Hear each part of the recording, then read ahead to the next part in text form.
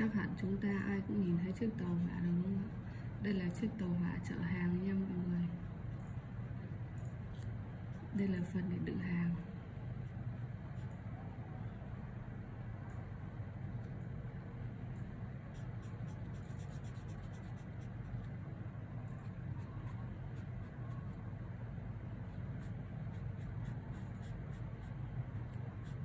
Ngoài ra còn có cả tàu hỏa chở khách.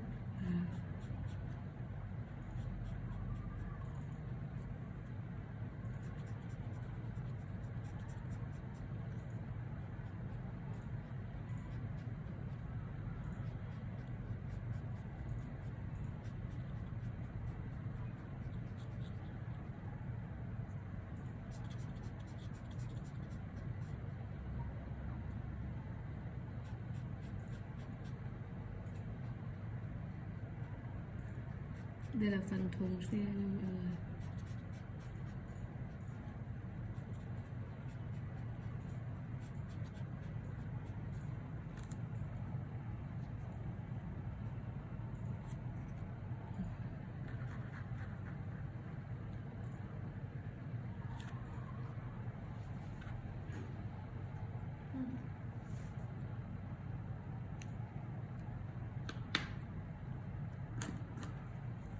Trên tay mình đây là màu vàng. Bây giờ mình sẽ đi tô phần đầu xe màu vàng nha.